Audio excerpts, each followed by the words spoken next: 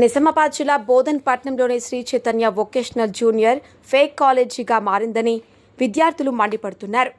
5 సబ్జెక్టులకు కేవలం 3 ఫ్యాకల్టీలు మాత్రమే ఉండటంతో విద్యా నాణ్యత పూర్తిగా పాతాళానికి చేరిందని వాపోతున్నారు. తరగతులు అర్థం కావటం లేదని చెప్పిన యాజమాన్యం పూర్తిగా నిర్లక్ష్యంగా వ్యవహరిస్తున్నారని తీవ్ర ఆరోపణలు చేస్తున్నారు. ఫ్రీగా చదివిస్తామన్న వాగ్దానాలతో ప్రారంభంలో ఉచిత విద్య, ఉచిత హాస్టల్ అంటూ అడ్మిషన్లు తీసుకున్న యాజమాన్యం తర్వాత దోపిడీ మొదలు పెట్టిందని బాధిత విద్యార్థులు ఆరోపిస్తున్నారు. బస్టాండ్ దగ్గర హాస్టల్ ఉందని చెప్పి బోధన్కు వచ్చిన తర్వాత కాలేజీ నుండి రోజు 3 కిలోమీటర్లు నడిపిస్తున్నారని పేర్కొన్నారు. సర్టిఫికెట్లు ఇవ్వాలంటే 20,000 రూపాయలు డిమాండ్ చేయడం విద్యా మాఫియాకు నిదర్శనమని విద్యార్థులు మండిపడుతున్నారు. గత 15 రోజులుగా తల్లిదండ్రులు కలవాలని ప్రయత్నించినా యాజమాన్యం తప్పించుకుంటోందని ఆరోపించారు.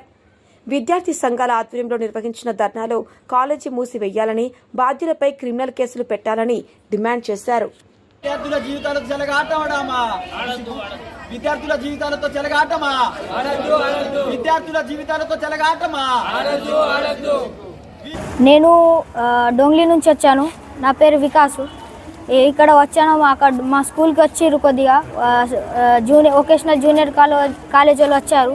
స్టాఫ్ మొత్తం వచ్చి మాకేమన్నారు, అక్కడ బాగుంటుంది స్టడీ, మేము బాగానే చెప్తాం, మేమే మొత్తం ఇప్పిస్తాం, జాబ్ ఇప్పిస్తాం, 2 ఇయర్స్లో మీకు జాబ్ వస్తుంది, 8,000 తీసుకుంటాం, 10,000 తీసుకుంటాం అని చెప్పారు మాకు ఫస్ట్.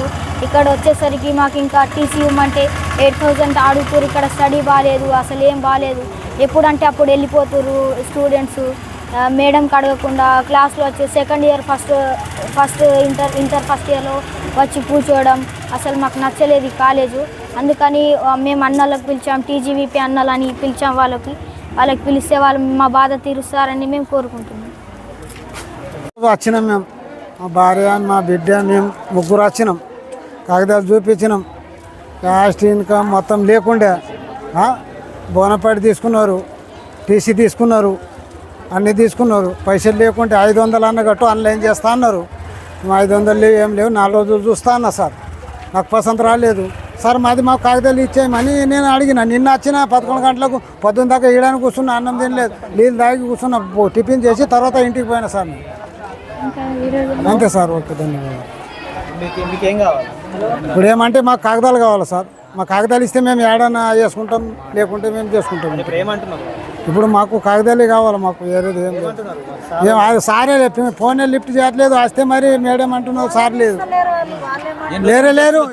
నిన్నటి నుంచి తిరుగుతున్నా నేను. నిన్న 11 గంటలకు వచ్చిన, ఈడని ఉన్నా 3 గంటల దాకా సార్.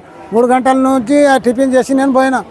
30 రూపాయలు టిఫిన్ చేసి పోయినా. మేము ఇద్దరం వచ్చి ఫోన్ చేస్తే మరి లిఫ్ట్ ఆన్ చేసి, మేము ఫోన్ చేస్తే ఇక నేను మీటింగ్లో ఉన్నా అంటే ఇక నేను కట్ చేసింది. ఏం చెప్పాలి సార్?